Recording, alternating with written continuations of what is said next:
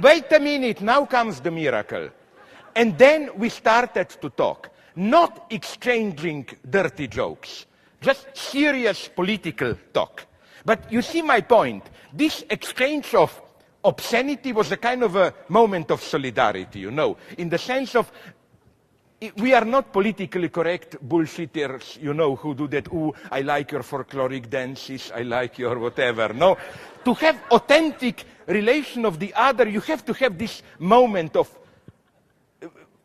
this was our, as Lacan would have put it, surplus enjoyment, plus de jouir. And then we didn't need it. Again, it wasn't then, oh, an orgy of dirty jokes. We talked, and what I like is that how we were totally different cultures. If we were to pursue these boring UNESCO topics, you know, our culture, your culture, they are both great, let's look at what we have in common, it's nothing. But we discovered a common struggle. It worked. All of a sudden, all these multicultural bullshit problems, do I really, you know, this boring stuff, do I really understand you? How do I know that I really understand your culture and so on? I claim this is a pseudo problem. Of course I don't, but you yourself also don't understand your culture, and I don't understand mine. Where we understand each other, it's in the struggle, the fight. That's the universality. Again, so what bothers me there with all the fragility stuff? Of course there is fragility. But I like to combine this fragility with this almost Platonic moment of heroism. We may be fragile and so on, but not in the literal sense, but in this virtual sense, we are eternal. And that, I count on those sublime moments. So again, this would have been my answer. I wouldn't like to live in a world where the ultimate ethical horizon is a broken, fragile, perplexed other. I like one step more, where you then don't redeem the other, patronize the other, even less in these fake, politically correct reversals. Liberals love this, to feel guilty in front of the other. We are doing something wrong. We pretend to be out of colonialism, but really, you know, and then this, if I say this, I say black, it's still incorrect. Then I say African-American, it's still incorrect. How should I say? These are obscene pseudo-problems. For example, you now call them, those whom we called once Indians, you call them Native Americans. The encounter of a lifetime, another one that I had is in Missoula, Montana. I met one of them and he told me, I hate the term Native Americans, as if, you know, we are nature, you white are culture, or what? He told me he prefers absolutely to be called Indian. And he gave me a wonderful reason. He said, at least if I'm called Indian, my name is a monument to white men's stupidity, you know, who thought they are in India. No, I prefer to be Indian than Native American, like authentic, close to nature, and so on. He was a wise guy. He said that the worst racism today is this, you know. Native Americans are holistic, in dialogue with nature, and so on. He said, no, we screwed it up. We killed more buffaloes than you white guys did when you arrived.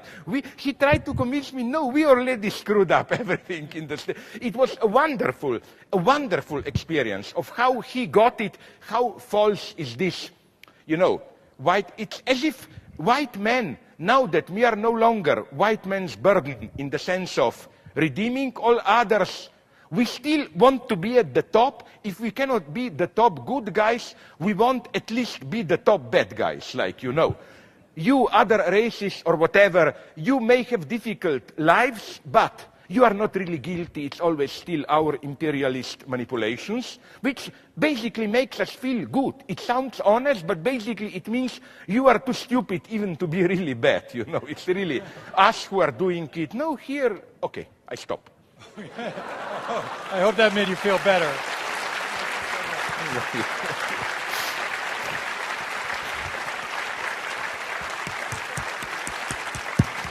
Thanks very much. I'm sorry if I spoke too much, but please, I will tell you something. Can I conclude with something which is really important? We're on a schedule. No, very, very short. Okay. You know, more in Europe than in the United States.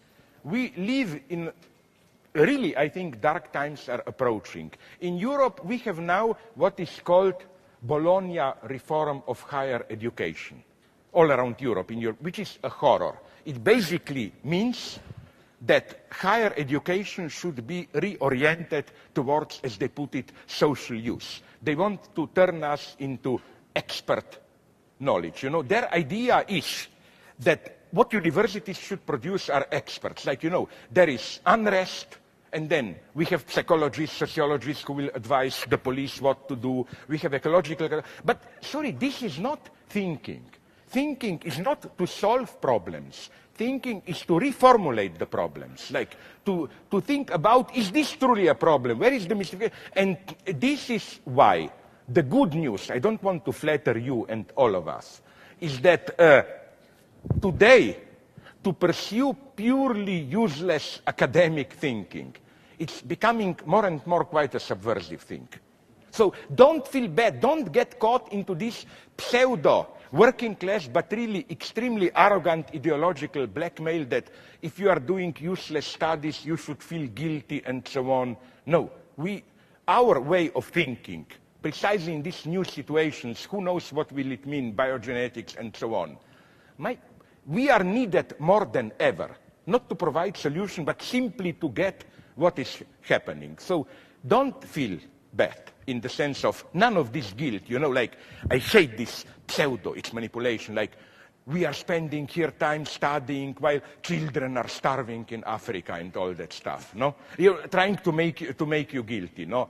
Don't fall into that. Do your pure useless studies and you will produce something good. Good. On that note of affirmation, let's applaud once more.